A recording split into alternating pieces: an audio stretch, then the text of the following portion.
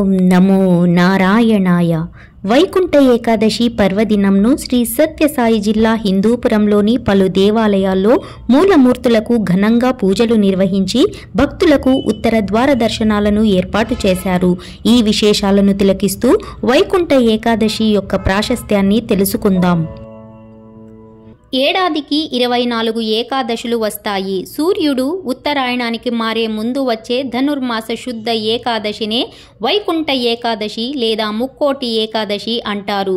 సూర్యుడు ధనస్సులో ప్రవేశించిన అనంతరం మకర సంక్రమణం వరకు జరిగే మార్గం మధ్య ముక్కోటి ఏకాదశి వస్తుంది.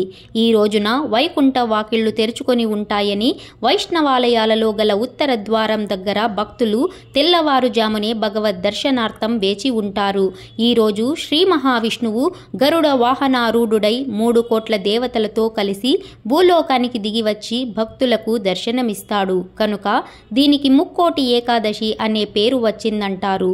ఈ ఒక్క ఏకాదశి 3 కోట్ల ఏకాదశులతో సమమైన పవిత్రతను సంతరించుకున్నందువల్ల దీన్ని ముక్కోటి ఏకాదశి అంటారని కూడా చెబుతారు.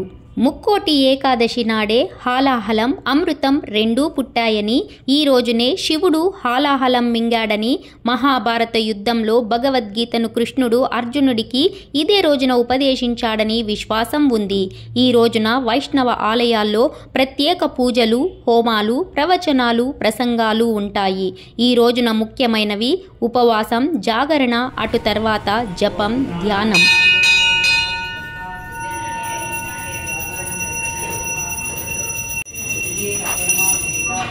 విష్ణు పురాణం ప్రకారం 2 రాక్షసులు తనకు వ్యతిరేకంగా ఉన్న శ్రీ మహావిష్ణువు వారి కోసం తన వైకుంఠ ద్వారాలను తెరిచాడని తమ కథ విని వైకుంఠ ద్వారం గుండా వస్తున్న విష్ణు స్వరూపాన్ని చూసిన వారికి వైకుంఠం ప్రవేశం కల్పించాలని వారు కోరారు. అందుచేతనే ఆ రోజును వైకుంఠ ద్వారాన్ని తలపించే విధంగా వైష్ణవ ఆలయాల్లో ద్వారాలను ఏర్పాటు చేస్తారు. మామూలు రోజుల్లో దేవాలయాల ఉత్తర ద్వారాలు మూసి ఉంచుతారు. కానీ ఈ రోజు భక్తులు ఆ ఉత్తర ద్వారం గుండా వెళ్లి దర్శనం చేసుకుంటారు. పద్మ పురాణం ప్రకారం విష్ణువు నుంచి ఉద్భవించిన శక్తి ముర అనే రాక్షసుడిని సంహరించిన రోజు వైకుంఠ ఏకాదశి. ముర అనే రాక్షసుడి దురాగతాలు భరించలేక దేవతలు శ్రీ మహావిష్ణువును శరణు వేడగా ఆయన మురతో తలపడి తనని సంహరించేందుకు ప్రత్యేక అస్త్రం కావాలని గ్రహించి బదరికాశ్రమంలోని హైమావతి గుహలోకి ప్రవేశించాడు. అక్కడ విశ్రమిస్తున్న శ్రీ మహావిష్ణువును ముర సంహరించేందుకు ప్రయత్నించగా ఆయన నుంచి ఒక శక్తి ఉద్భవించి తన కంటి చూపుతో మురను కాల్చివేసింది. అప్పుడు శ్రీ మహావిష్ణువు సంతసించి ఆమెకు ఏకాదశి అని పేరు పెట్టి వరం కోరుకోమని చెప్పాడు.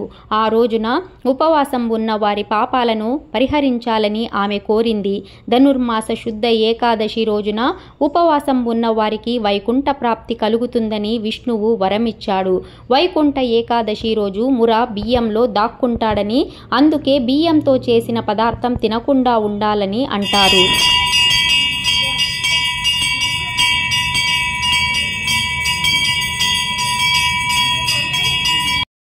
ఈ రోజున ఉపవాసం ఉంటే మిగతా 23 ఏకాదశులు ఉపవాసం ఉన్నట్టే అని విష్ణు పురాణం చెబుతోంది. ముర అంటే తామసిక, రాజసిక గుణాలకు, అరిషడ్ వర్గాలకు ప్రతీక. వీటిని ఉపవాస, జాగరణల ద్వారా జయిస్తే సత్వగుణం లభించి తద్వారా ముక్తికి మార్గం ఏర్పడుతుంది. వరి అన్నంలో ముర నివాసం ఉంటాడు కనుక మందబుద్ధిని ఇచ్చి జాగరూకతను దెబ్బతీస్తాడని అంతరార్థం. ఏకాదశి నాడు ఉపవాసం ఉండి ద్వాదశి నాడు అన్నదానం చేస్తారు.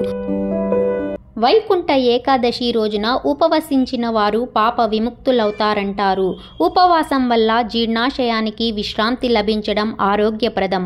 ఆధ్యాత్మిక సాధకుల ఆరోగ్య సుస్థిరతకు ఉపవాసం ఒక దివ్యాస్త్రం. ఔషధం సేవించేటప్పుడు అనుపానంగా చేయవలసిన పథ్యమే ఉపవాసం. లంకణం పరమౌషధమనే నానుడి తెలిసిందే. ఉప అంటే దగ్గరగా, వాసం అంటే ఉండటం. దైవానికి దగ్గరవాలనేదే ఉపవాసంలోని ఆశయం. పూజ, జపం, ధ్యానం లేదా ఉపాసన మొదలైన సాధనల ద్వారా మనసును మాధవుడిపై లగ్నం చేయాలి. వైకుంఠ ఏకాదశి వెనుక తాత్విక సందేశం. శ్రీ మహావిష్ణువు ఉండే గుహ ఎక్కడో లేదు, దేహమే దేవాలయమని శాస్త్ర నిర్ణయం. కైవల్యోపనిషత్తు తెలిపినట్లుగా ప్రతి మానవ హృదయ గుహలోనూ పరమాత్మ ప్రకాశిస్తున్నాడు. నిహితం గుహాయాం విభ్రాజతే. అంత దగ్గరలో ఉన్న పరమాత్మను ఉద్దేశించి ఏకాదశి వ్రతాన్ని నియమంగా ఆచరించడం అంటే ఉపవాసం ద్వారా ఏకాదశేంద్రియాలను నిగ్రహించి పూజ, జపం, ధ్యానం మొదలైన సాధనల ద్వారా ఆరాధించడమని భావం. పంచ జ్ఞానేంద్రియాలు, పంచ కర్మేంద్రియాలు, మనస్సు అనే 11 ఇంద్రియాల ద్వారానే మనం పాపాలు చేస్తాం. ఆ 11 అజ్ఞానానికి స్థానం. అందుకే 11 స్థానాల్లో ఉన్న అజ్ఞానానికి ప్రతినిధి అయిన మురాసురుణ్ణి జ్ఞానప్రదాయిని అయిన ఏకాదశి మాత్రమే సంహరించగలదు. అందుకే ఏకాదశి వ్రతాన్ని నిష్టగా ఆచరించిన వారు జ్ఞానవంతులవుతారు. సర్వే జనా సుఖినో భవంతు.